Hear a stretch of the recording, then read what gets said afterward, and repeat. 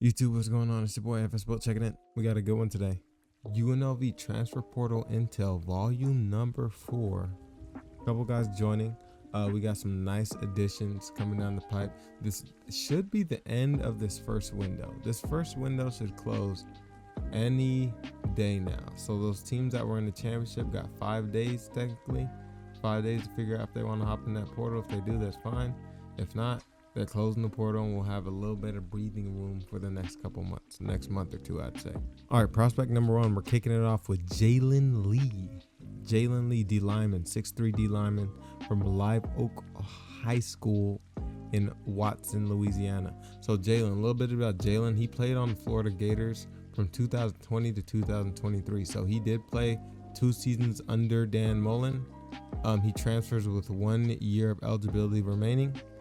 D lineman, it has him listed as a D lineman on 24/7 Sports, but he's also listed as an interior O lineman. So in my opinion, he could play either one. As an SEC guy, he spent 2 years with the 3 years with the Florida Gators, 2 of those years under Dan Mullen.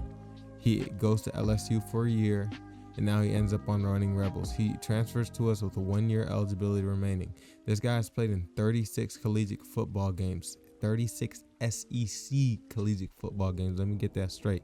Only about 20 career tackles, 3 sacks. I'm excited to see this guy play.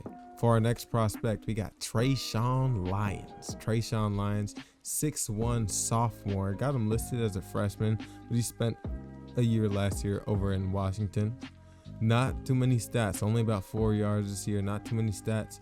One thing I did notice, he came in as a 4-star. As a transfer, he went down to 3-star, but he came in as a 4-star. So let's see if he can live up to his potential. You know, sometimes it takes some guys some time to get their feet wet, see how things are looking, and then they jump off your screen. But let's be real, Utah didn't really have a dynamic offense that they're used to having.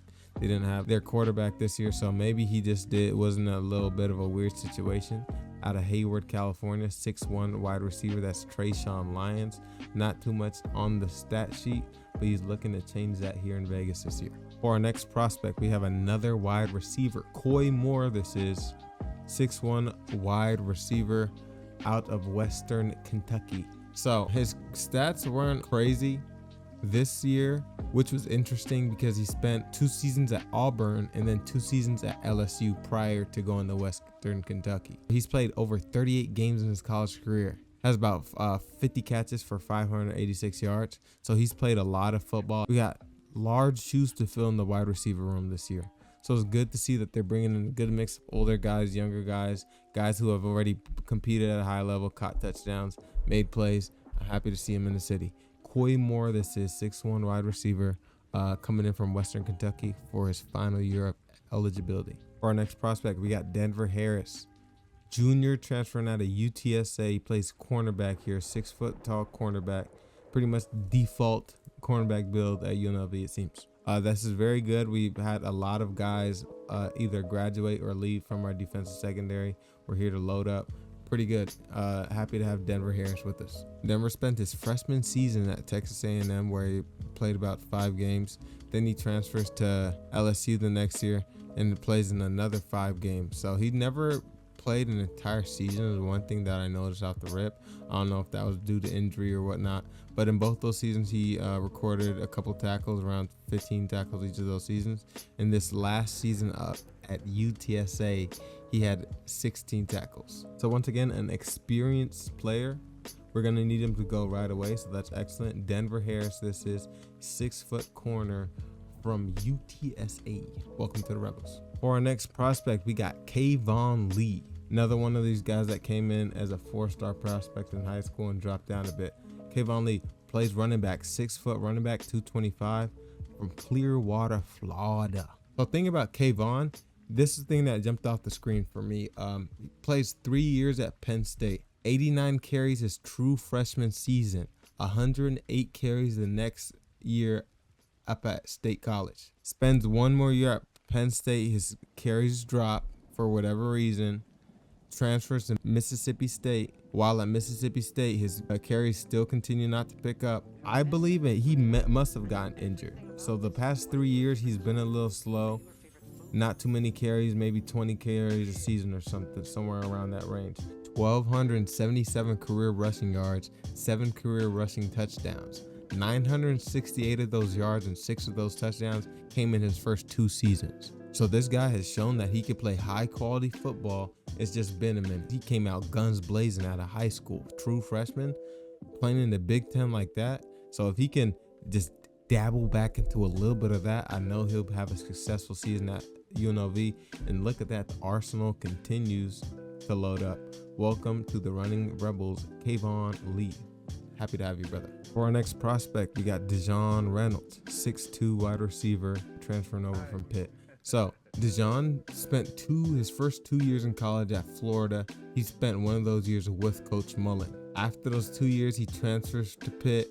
In the past 2 years at Pitt, he's had 55 receptions and about 744 yards. So Dejon definitely has the ability to produce. Hopefully he has a little bit of a larger frame than we're used to having at the wide receiver position. Hopefully he can get out there and compete. Dejon Reynolds, happy to have you, brother.